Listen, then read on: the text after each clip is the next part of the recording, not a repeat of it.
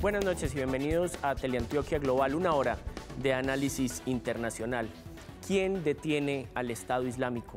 A propósito de los últimos actos terroristas, la bomba en un avión ruso que volaba hacia Egipto, del ataque en París que causó la muerte de más de 130 personas y dejó a más de 350 heridos, de los atentados en Beirut, de los atentados en Siria. Europa y Estados Unidos se está preguntando quién puede detener al Estado Islámico. ¿Cuál es el siguiente paso más allá de los bombardeos? ¿Cuál es la propuesta a largo plazo para detener este grupo que ha causado ya bastante terror en lo que va del 2015? De eso vamos a hablar hoy aquí en Teleantioquia Global.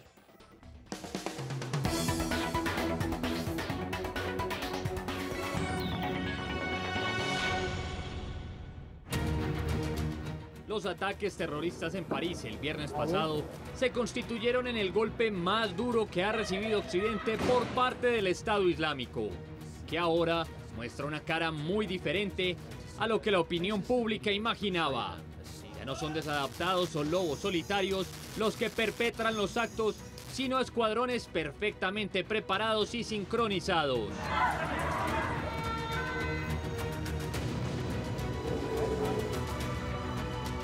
Es claro que el yihadismo ha evolucionado desde 2003, tiempos del apogeo de Al Qaeda, cuando Estados Unidos declaraba recién la guerra contra el terrorismo.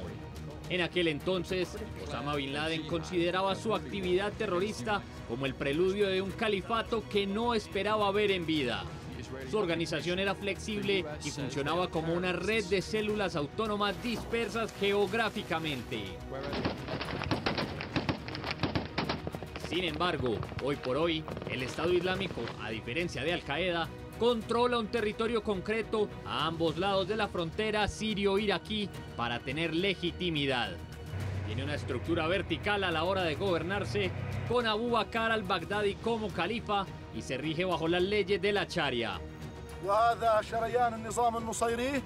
En sus ataques en Siria e Irak, ha conseguido botines de millones de dólares y ha conquistado varios campos petroleros que ahora le reportan millonarias ganancias que les han permitido crecer significativamente, además de tener bajo su poder armas del ejército estadounidense de las que se ha apoderado. Aunque al-Baghdadi solo ha hablado ante las cámaras en una ocasión, sus palabras y otro material propagandístico se rechaza la paz con Occidente por principio. Los infieles deben ser eliminados junto con toda su cultura y el mundo debe acogerse a su mandato como califa. Paradigmas propios de la construcción de un villano clásico de la narrativa. Algo desesperanzante y atroz, pero real. Ahora, después de la 10ª cumbre del G20, los líderes de los países miembros aseguraron en un comunicado conjunto que intensificarán la gestión de fronteras. Atacarán las fuentes de financiación de las redes terroristas y mejorarán su cooperación en la seguridad aérea. El presidente estadounidense Barack Obama destacó que su país ampliará la lucha contra el Estado Islámico, pero no con tropas terrestres.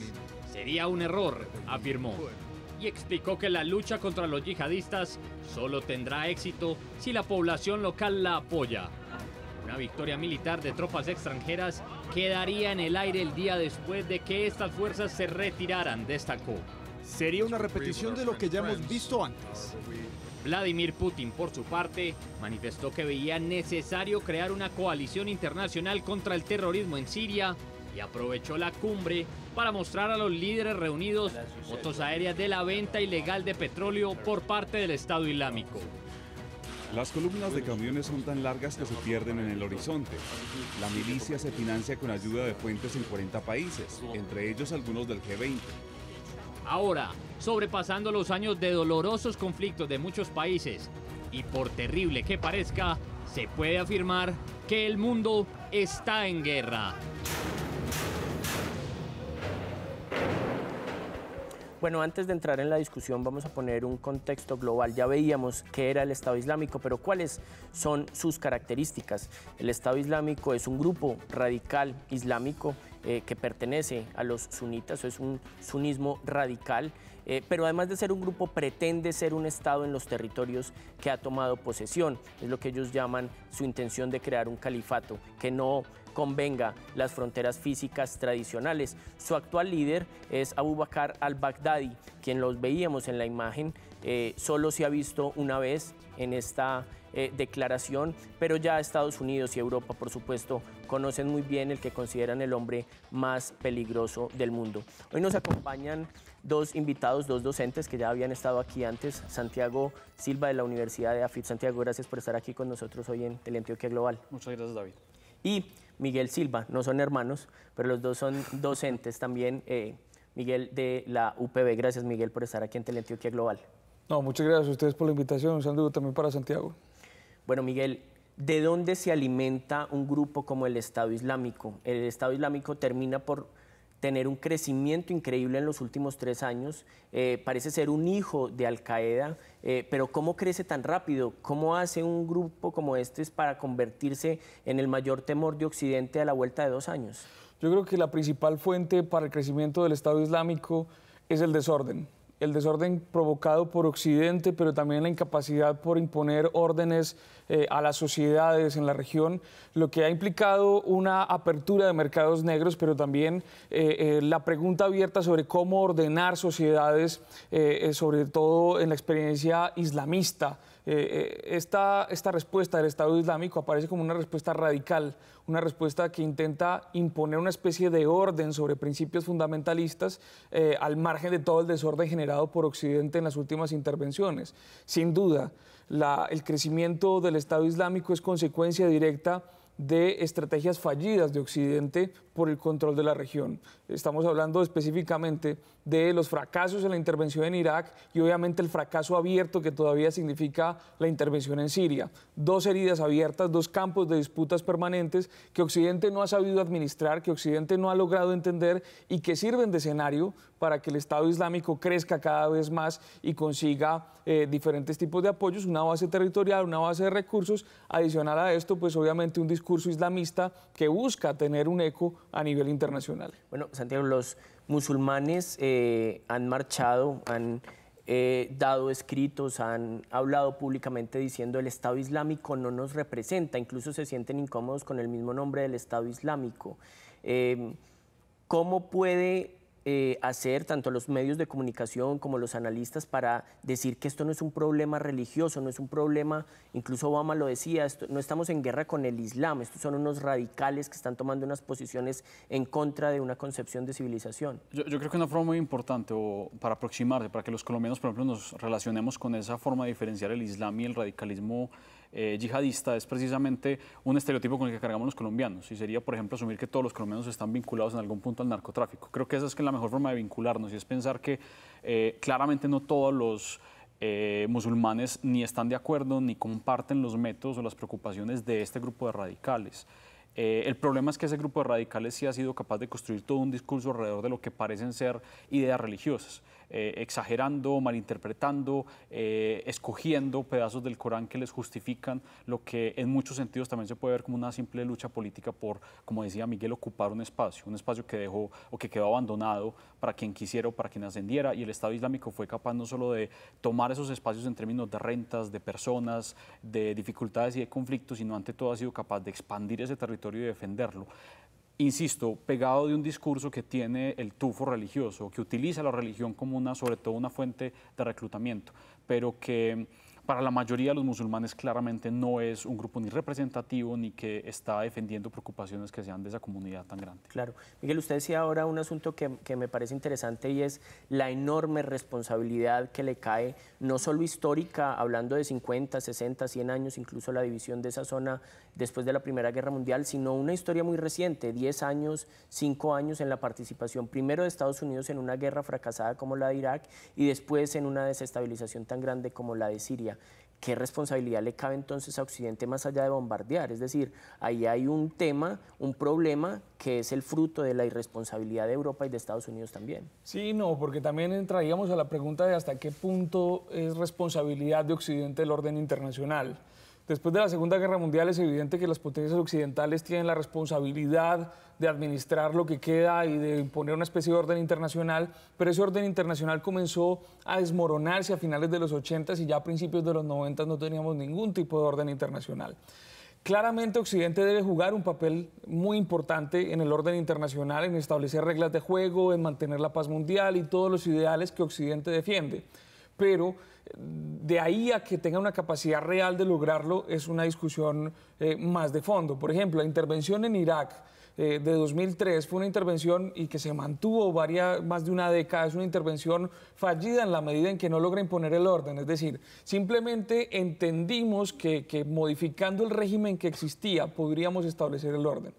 No sucedió, no logramos establecer un orden como Occidente o funcional al término, en función occidental.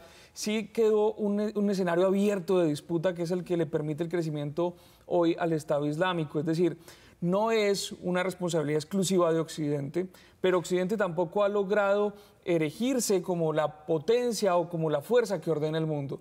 De ahí que todos estos movimientos y todos estos grupos intenten atacar a Occidente. Occidente representa la posibilidad de un orden, el Estado Islámico representa la posibilidad de otro orden, y así hay diferentes versiones de orden islamista, incluso diferentes a las del Estado Islámico. Cabe la pena señalar que también en Irán hay una versión diferente de ordenamiento islamista, diferente a la del Estado Islámico. Entonces Occidente ha quedado más bien al margen, ha quedado relegado. Yo no sé si responsabilidad, pero sí más bien queda en evidencia la debilidad de Occidente. Digamos que con esto queda evidente que Occidente no es capaz de ordenar el mundo. Pero nosotros podríamos creer inocentemente que es un desconocimiento de Occidente del contexto, o hay unos intereses que lo llevan a entrar a Siria, a Irak, el tema económico, el tema del petróleo, que no le interesa cuál es el orden, sino un tema puramente económico. Yo creo que particularmente la intervención durante el gobierno de George Bush en Irak, creo que había unos intereses que uno podría de pronto determinarlos en asuntos geopolíticos, económicos, quizás es una intervención mucho menos excusable que otra. Sin embargo, creo que hay dos elementos particulares de este problema con el Estado Islámico que de alguna manera como exculpan un poco la participación de Occidente o lo dejan al margen. El primero es un tema histórico, es la división entre sunitas y chiitas dentro del Islam.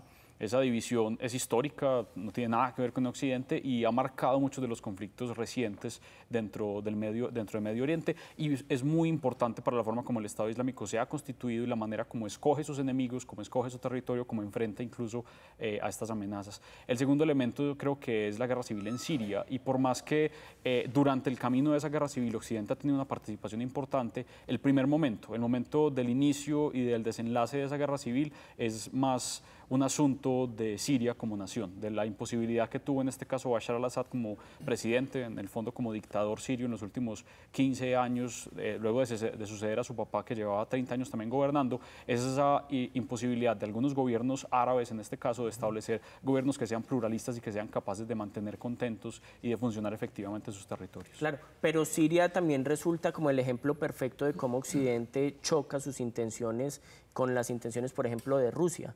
Un presidente como Vladimir Putin defiende el establecimiento sirio con Bashar al-Assad a la cabeza, mientras que casi que desde finales del 2011-2012, con toda la explosión de la llamada primavera árabe, Estados Unidos insistió en que Bashar al-Assad debería caer. Entonces, esos dos intereses no terminan también por desestabilizar la zona y no tener una función clara que busque, no sé, temas democráticos, libertarios, etcétera.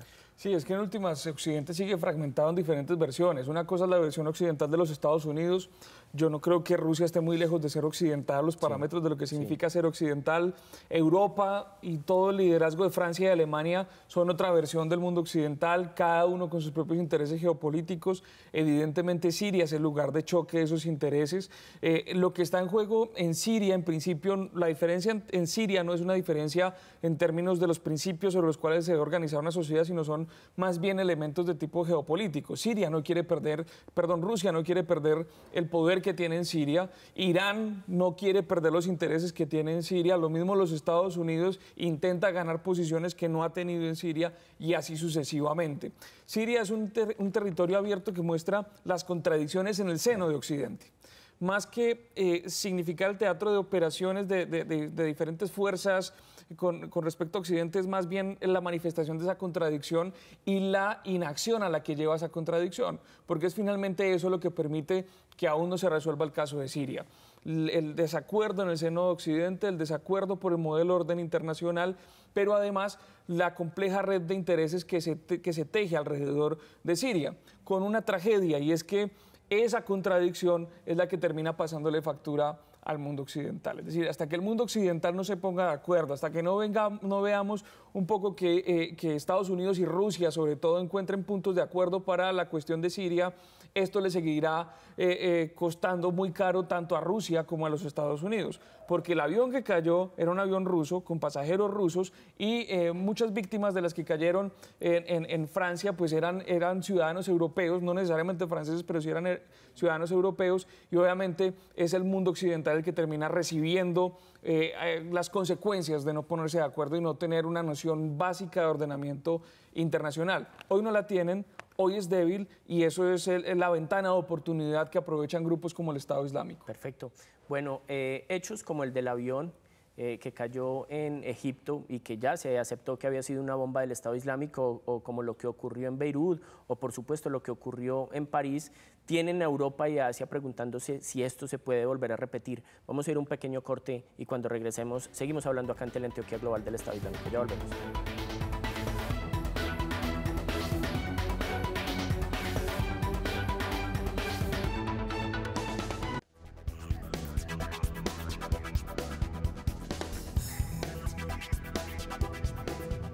Los últimos atentados del Estado Islámico, pero sobre todo el de París, generaron por supuesto una ola de rechazo. Varios gobernantes dieron su opinión sobre lo que significó el ataque y cómo esperan controlar a este grupo. Vamos a ver las opiniones. Vamos a preparar procesos de protección para las diferentes entidades japonesas que están en el exterior. Estamos atravesando un momento de dolor y trauma por el pueblo francés, por su gobierno y por sus fuerzas de seguridad. El gobierno australiano extiende sus más sinceras condolencias a las familias y a aquellos que han perdido seres queridos en los ataques en París. ¿Aceptaría refugiados en esta situación actual? Aceptaremos refugiados solo si tenemos la seguridad con ellos garantizada. Esta es una cuestión clave. Me siento muy triste con los horribles actos del Estado Islámico. Muchos inocentes han perdido sus vidas. No sabemos si sucederá algo en Nueva York, pero sabemos que ya esta semana ha aumentado la seguridad en la ciudad por lo que pasó en París. De todas formas, Nueva York seguirá adelante y no dejaremos amilanarnos por el miedo. Ellos quieren sembrar el terror, pero aquí seguiremos adelante y no nos dejaremos atormentar.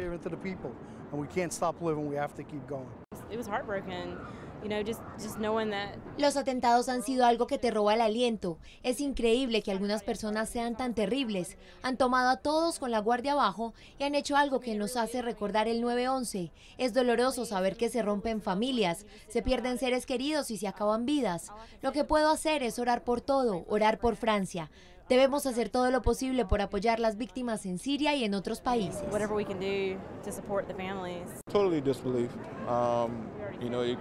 Totalmente. Aquí en Nueva York, esos actos nos recuerdan el 9/11. La idea de personas muriendo inexplicablemente en sus rutinas diarias, de la manera más cruel, es algo que te rompe el corazón. Te hace sentir y brota el sentimiento nacionalista. Juntos como Estado debemos detener el terrorismo. Eso es clave.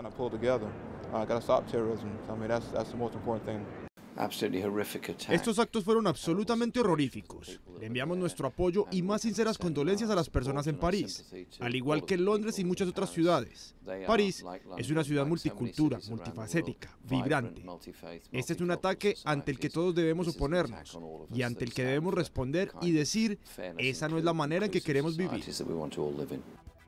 El atentado en París, veíamos las opiniones de algunos de los gobernantes, significó además también un cambio en la estrategia que hasta ahora había utilizado el Estado Islámico. Veíamos, Miguel, por ejemplo, que antes era mucho más común el tema de los lobos solitarios, lo vimos en Ottawa, lo vimos en Túnez, lo vimos en Beirut, por supuesto lo habían vivido en Siria, en Irak, pero esto ya es una cosa más organizada, es un planteamiento de un ataque sistemático, coordinado, 6, 7 personas. ¿En qué cambia eso la lucha contra el Estado Islámico?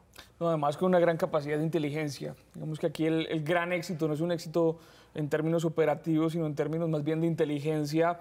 Logran encontrar las debilidades de los estados, logran encontrar cuáles son las fisuras por las cuales se pueden meter y allí es donde tienen éxito. Y además ponen en contradicción a la noción misma de Estado. Veíamos cómo, por ejemplo, el Estado francés tiene que poner en cuestión el Tratado de Maastricht, incluso pone en cuestión el asunto de las fronteras, tiene que cerrar sus fronteras, tiene que radicalizar el asunto de la seguridad y pone en cuestión el asunto de las libertades y los principios sobre los cuales están fundamentados los Estados modernos. Es decir, el Estado Islámico logra explotar esas ambigüedades de los Estados, sobre todo de los Estados europeos hoy, que no logran, que después del Tratado de Maastricht habían quitado las fronteras, habían permitido la libre circulación de ciudadanos y ahora ponen en cuestión ese tipo de cosas. Esa es una de las grandes amenazas hoy del Estado Islámico.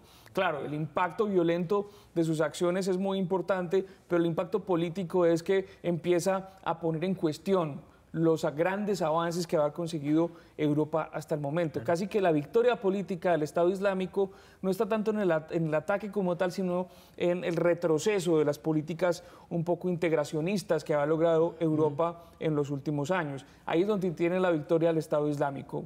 Un ataque de altísima coordinación, debilidad en la inteligencia de los estados, pero también pone en cuestión principios que habrá que replantear a futuro. Bueno, Santiago, empezamos el año con un ataque también del Estado Islámico en Europa que generó mucho impacto, que fue a la revista Charlie Hebdo. Y desde entonces el Estado Islámico dijo, Francia sigue siendo un objetivo, vamos a atacar a Francia, vamos a atacar a Francia. Francia estaba en alerta roja y aún así lo atacaron. Está amenazada Rusia, está amenazada Bélgica, está amenazada Inglaterra, Estados Unidos. ¿Podemos esperar nuevos ataques del Estado Islámico, por cruel que suene la pregunta? Yo creo que sí, yo creo que en los últimos... Algo muy interesante, por más que ahora consideremos que el terrorismo internacional es una constante en la vida moderna, y lo es, eso es lo que mi respuesta principal es una constante, eso va a estar ahí, va a continuar, e incluso si se logra derrotar al Estado Islámico, algún otro grupo similar va a tomar ese lugar. Al-Qaeda sigue vivito y coleando, incluso el Estado Islámico en una derrota militar en términos tradicionales no va a llevar necesariamente a su extinción, entonces creo que a largo plazo el mundo va a tener que asumir que esa es una realidad que nos va a acompañar. Ahora, el otro asunto que quiero dejar claro es que por más que estemos un poco sensibles a ese tipo de ataques en este momento, no quiere decir que nos lleváramos al menos 50 años enfrentando al islamismo radical que utiliza el terrorismo. Es más, Europa ha tenido un bajón histórico en los últimos 15 a 20 años en los ataques terroristas. En los años 70 y 80, las víctimas por los ataques terroristas, particularmente por el conflicto entre palestinos e israelíes que se daban en Europa, eran mucho más altos de los que se dan ahora. Entonces, creo que de alguna manera el riesgo y la constante temor del hecho de que ocurran estos actos tiene que ser una constante en las sociedades modernas occidentales. Y lo importante, lo que decía el profesor Miguel, es que eso cambie y exige unas presiones a la forma como hemos organizado nuestros estados, a las libertades que creemos que son importantes, a la forma como el Estado se involucra en la vida de las personas, en la facilidad que tienen para movilizarse, para tomar decisiones, para tener una vida privada.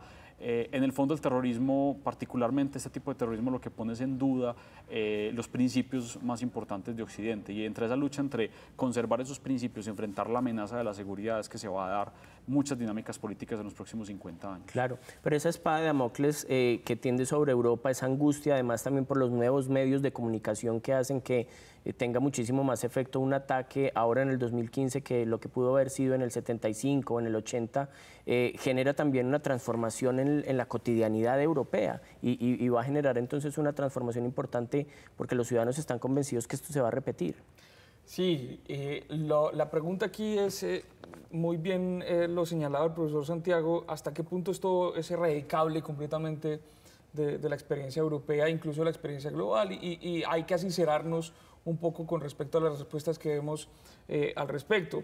De una parte uno encuentra unos discursos radicales que dicen que hay que cerrar las fronteras, que hay que eliminar libertades y que así lograríamos acabar con el terrorismo, cosa que no es cierta para nada. Es decir, usted puede cerrar las fronteras, puede impedir que lleguen inmigrantes, pero la base tecnológica sobre la cual se mueve el terrorismo contemporáneo sigue existiendo. Usted no va a poder controlar por completo las llamadas por teléfono celular, los correos electrónicos, la comunicación por la internet. Esa base tecnológica que es sobre la que se mueve el terrorismo contemporáneo no la puede contener un Estado clásico contemporáneo. Esa versión radical que nos promete un paraíso sin terrorismo nos está mintiendo. Pero por otra parte también la visión sobre la cual con el terrorismo se podría negociar y entablar un acuerdo civilizacional y llegar a unos posibles entendimientos para la no agresión es también una visión suficientemente utópica. Aquí no hay puntos de negociación, aquí lo que está en juego no son elementos medios que podamos ceder o no, sino que son cosmogonías contradictorias las que se empiezan a enfrentar. Lo que va a cambiar entonces en adelante es la manera en la que nosotros entendemos el resto del mundo y sobre todo Occidente va a entender el resto del mundo. Ahí está el gran desafío. El desafío es que esto no se nos convierta en una radicalización de la islamofobia, por ejemplo, que ya lo empezamos a ver, sobre todo en Francia, que es muy dada a eso y los movimientos de derecha radical, y que tampoco se nos va a convertir en una renuncia a los principios occidentales que han servido bien o mal para organizar nuestras sociedades. Es decir, lo que queda es un espacio abierto para encontrar una serie de respuestas más allá de las utopías que nos prometan una u otra ideología radical. De lo que se trata es de cómo le cerramos más puertas a la manifestación de la violencia colectiva y de la violencia terrorista. De aquí la inteligencia juega un papel muy importante. Aquí los estados no pueden actuar de manera unilateral. La cooperación será cada vez más importante, cada vez más necesaria. Israel prendía las alarmas, les había confiado información a los franceses de que eso podría suceder y Francia tuvo unos fallos en los asuntos de inteligencia. Cada vez vamos más hacia la primacía de los servicios de inteligencia a nivel global, servicios de inteligencia, ya no sobre la base de la unilateralidad, sino sobre la base de la cooperación. Ahí está la clave para poder no erradicar el terrorismo, pero sí por lo menos contenerlo y limitarlo. Bueno, esto tiene un enorme impacto en la concepción occidental sobre el tema de la unión de fronteras, por ejemplo, en el que Europa ya había dado un gran paso, y el tema, por supuesto, de los inmigrantes, que juega aquí un papel fundamental. Vamos a un pequeño corte y cuando regresemos hablamos de esa situación. Ya volvemos aquí a Teleantioquia Global.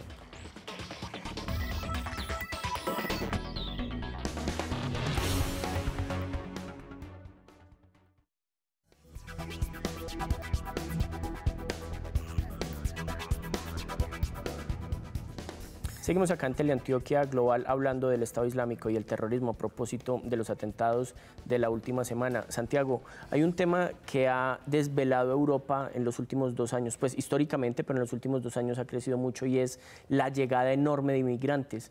Angela Merkel decía que el 2015 es el año de mayor llegada de inmigrantes desde el fin de la Segunda Guerra Mundial. Un asunto como el del Estado Islámico, como los atentados de París, terminan por aumentar los discursos que dicen no queremos recibir más sirios. Uno de los atacantes se descubrió que había entrado por Grecia como refugiado. ¿Cómo tratar de sopesar un discurso para que no se radicalice hacia la derecha extrema que dice no queremos más, vamos a cerrar las fronteras? Es difícil porque una de las preocupaciones que precisamente estas fuerzas políticas de extrema derecha sobre todo habían planteado era que por esos flujos migratorios llegaran posibles atacantes terroristas. Entonces el hecho de que se haya confirmado, o al menos que esté en proceso de confirmación, que de pronto un par de ellos entraron precisamente por esas brechas que se están abriendo para recibir refugiados, pues crea un ambiente, le da la razón de alguna manera, o al menos le da algo de munición a estas fuerzas de extrema que están peleando contra la posibilidad de que lleguen más refugiados. Ahora, eso quiere decir que de grupos de cientos de miles de refugiados se están colando 2, 3 posibles o potenciales atacantes terroristas. Esto creo que saca de proporción un poco el fenómeno y lo que implica. Ahora, una de las cosas más irónicas y a la vez tristes de todo este escenario es que precisamente los más afectados, mejor dicho, que el Estado Islámico está matando sirios en Siria y desplazándolos y está evitando por sus propias acciones que los reciban también en Europa. Entonces creo que en este este es el punto donde la sensatez política, el pragmatismo debería imponerse. Tristemente no ha sido lo que históricamente ha sucedido y ahora va a haber una discusión muy profunda en la mayoría de los países europeos por establecer cuál va a ser esa política, cuántos refugiados se va a recibir y cómo va a ser la manera de controlarlos, porque una de las tragedias silenciosas de todo este escenario es que gran parte de esos combatientes extranjeros, de esos europeos, hijos de migrantes de países islámicos que se fueron a pelear a Siria y ahora están regresando, lo hicieron entre otras, pero sobre todo por una razón muy particular y ha sido su incapacidad de incluirse en el modelo europeo, de participar activamente de lo que es la promesa europea. Entonces, en este flujo de migrantes hay muchos padres de lo que podrían ser los terroristas de un par de generaciones más adelante, si Europa no es capaz de asumir ese flujo, de incluir a estas personas, de recibirlas efectivamente. Claro, porque más allá de los inmigrantes a los que se culpan por ser los que llevan a cabo los ataques, pues muchos de los que cometen los ataques son nacionales franceses, son nacionales belgas, y eso lleva también, imagino yo, a una reflexión sobre qué está fallando en la sociedad europea que ha aislado a estas personas y toman la decisión de atacar a su propio país. Sí, de acuerdo, es que el Estado Islámico no es tampoco un grupo homogéneo que pertenezca o haya nacido específicamente en una región, sino que el Estado Islámico es una idea. Y al igual que el resto del terrorismo internacional sobre la base tecnológica contemporánea, el Estado Islámico circula por la red y sabemos del Estado Islámico gracias a la red y muchos sentirán simpatía o sentiremos aversión por el Estado Islámico a través de la red. Esto implica que la posibilidad de que existan personas articuladas al Estado Islámico que no necesariamente estén en el territorio hoy controlado por lo que llamamos el Estado Islámico, sino que pertenecen a otro tipo de sociedades que encuentran en el Estado Islámico una forma de manifestar su violencia, es decir, oportunistas de alguna manera, también aparecen en el contexto europeo. Yo creo que es clave lo que acaba de mencionar Santiago en la medida en que no se puede retroceder un poco en el caso europeo, porque eso sería darle la razón al Estado Islámico. Es decir, la única manera posible en el corto plazo para repeler el Estado Islámico es precisamente recogiendo a todas estas personas, estos migrantes, y brindándoles garantías de inclusión y de articulación a la sociedad europea, una posibilidad que le permita ganar legitimidad al mundo occidental con respecto a lo que viene pasando en Siria. Por el momento, cerrar las fronteras significa darle la victoria política al Estado Islámico, rechazar al Islam, todo este producto de la islamofobia y además las ideologías radicales le dan la victoria al Estado Islámico políticamente.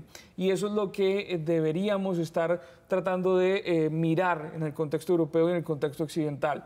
¿Cómo evitamos darle la victoria política al Estado Islámico? ¿Cómo evitar que estos actos de violencia se traduzcan en victorias políticas? Sí, bueno, eso lo podríamos ver a largo plazo, pero si nosotros vemos la inmediata reacción del presidente François Hollande, fue la de bombardear Siria inmediatamente, ir a Raqqa, considerada capital del Estado Islámico, bombardear. El martes pasado Putin bombardea también Siria, es decir, el primer efecto es un bombardeo que también termina por afectar a la población civil. ¿Qué tan efectivo resulta ser eso? Y si algo demostró la experiencia de Estados Unidos en Irak es que no hay mejor arma de reclutamiento de islamistas que el bombardeo de Occidente. Siempre que se bombardea un territorio, porque además los bombardeos tienden a ser muy complejos, están bombardeando una ciudad, Raqqa es una ciudad con todo lo que implica, y en esos bombardeos, por más buena inteligencia que tengan, normalmente hay daños colaterales, hay civiles que mueren, niños que mueren, y en todo esto lo que le están dando es muy buenos argumentos al Estado Islámico para continuar con su reclutamiento, para continuar la campaña internacional para conseguir combatientes extranjeros. Ahora, no quiere decir que Occidente no deba apoyar, como lo ha estado haciendo algunas de las fuerzas que intentan reconstruir algún tipo de orden en Siria, particularmente los kurdos y los rebeldes moderados sirios, pero sí muestra las limitaciones que cuenta Occidente. Siempre y cuando Occidente se mantenga en la campaña que mantiene hasta ahora de simplemente apoyar con bombardeos y con asesoría y con armas a estas fuerzas, va a ser muy difícil que se imponga algo parecido a un orden que sea capaz no solamente de reemplazar al Estado Islámico, sino de dar cierta estabilidad a lo que está sucediendo en el occidente, en el oriente de Siria, perdón, en el norte de Irak. Bueno, y hay posibilidades entonces de una incursión terrestre. Obama parece ser enemigo de la invasión terrestre, pero lo podríamos ver en meses por venir. Depende de lo que quiera jugarse Occidente en la región y depende de cuál sea la estrategia que se piense plantear. Sin duda el bombardeo de Francia es más bien la catarsis vinculada a la sed de venganza que otra cosa, es decir, ese impulso que necesita la sociedad de ver que se está haciendo algo, que se está tomando justicia, entre comillas, en ese territorio. Es más catarsis, tiene muy poco de estratégico, más de emocional ese ataque. Ahora, estratégicamente enviar tropas en tierra es el peor de los escenarios. Obama lo entiende, Obama lo sabe, ya están las experiencias de Afganistán, está en la experiencia de Irak. Una incursión en tierra no solamente significaría unos altísimos costos en términos de vida humana, sino que terminaría por generar un problema mucho más grande, y es cómo saco las tropas, cómo hago para retornar el orden, cómo hago para imponer modelos de orden en esa región. Estamos tal vez ante un punto de no retorno, y la pregunta sería cómo construir más bien el orden en esa región. Yo creo que la pregunta, más que si llevar tropas o hacer otro tipo de incursiones, es, bueno, ¿cuál es el modelo de orden para la región? Y aquí el mundo islámico tiene la primera palabra, porque recordemos que las primeras autoridades, las autoridades más visibles del Islam, salieron a rechazar los ataques. De hecho, allí en ese diálogo, tratando de encontrar los modelos de ordenamiento de sociedad, es donde está la clave un poco para cerrar las puertas a ese terrorismo completamente destructivo, nihilista, que no está tratando de construir un orden tampoco sobre su égida, sino que está tratando de generar desorden, y allí es donde se valoriza. Perfecto. Bueno, el Estado Islámico es un grupo del que estamos hablando hace más o menos 2 años, quizá de forma mucho más popular desde que en el 2014, en junio, se tomó una de las ciudades principales de Irak, que fue Mosul, y ahí su crecimiento fue exponencial. Vamos a ver este informe que nos preparó Juan Camilo Palacio sobre los ataques más fuertes que ha cometido el Estado Islámico. El Estado Islámico está apostado en la frontera sirio-iraquí. Allí han cometido muchísimos crímenes. 2 ciudades han sido las que más han sufrido estos temas: Raqqa en Siria y Mosul en Irak. Sin embargo, ha habido atentados que han sido más mediáticos, que son los atentados en Occidente. Hagamos un recorrido muy rápido por cuáles han sido estos atentados en 2015. Francia, atentado de Charlie Hebdo, 7 de enero. En el ataque contra el semanario satírico francés, 2 hombres enmascarados y armados con rifles de asalto y otras armas entraron en las oficinas de Charlie Hebdo en París, disparando en más de 50 ocasiones y acabando con la vida de 11 personas e hiriendo a 11 más. Mientras perpetraban el acto, no paraban de gritar "Alá Akbar", Dios es grande. Túnez, terrorismo en el Museo Nacional del Bardo, 18 de marzo. 3 terroristas armados que se dirigían a atacar el Parlamento tunecino abrieron fuego contra turistas en la plaza donde se encontraba el museo. Allí, 19 extranjeros y 3 tunecinos perdieron la vida. Los turistas fueron atacados cuando estaban saliendo del autobús para ingresar al lugar, que es considerado un gran atractivo turístico de la ciudad. El asedio duró 4 horas.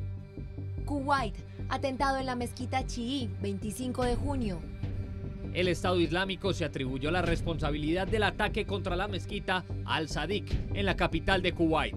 Con una explosión, los terroristas dejaron 25 personas muertas y otras 202 heridas.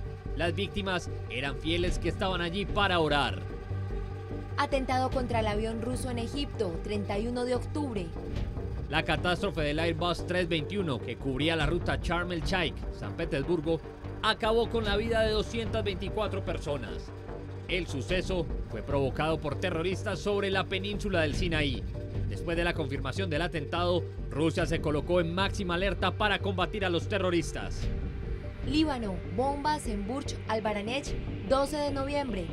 Al menos 41 víctimas mortales y 200 heridos dejó la explosión de 2 suicidas en la capital libanesa, Beirut. Estos fueron los atentados más mortíferos en Líbano en los últimos 25 años, desde el final de la guerra civil en 1990. El Estado Islámico se atribuyó la autoría de los ataques que tuvieron lugar en Burj al-Baranech, un sector chiita y bastión del grupo islámico libanés Hezbollah. Francia, un ataque contra los símbolos de la cultura occidental, 13 de noviembre. En los atentados en París y Saint-Denis, el Estado Islámico atacó los símbolos de Occidente. El deporte, la música, el arte y la misma cotidianidad de la ciudad fueron sacudidos. 136 personas perdieron la vida y otras 400 resultaron heridas. El tiroteo en el restaurante Petit Cambodge, en el 10º distrito, presentó 4 muertos.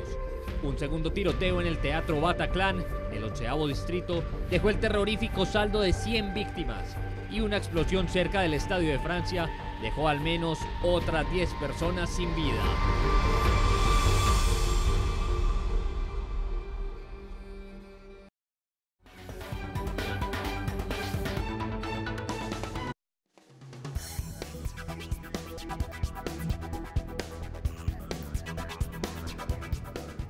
Bueno, seguimos acá en Teleantioquia Global hablando del Estado Islámico. ¿Quién puede parar un grupo como el Estado Islámico? Santiago, cuando el 11 de septiembre del 2001 se caen las Torres Gemelas y se da el ataque de Al-Qaeda a Estados Unidos, muchos aseguraron aquí arrancó políticamente el siglo XXI.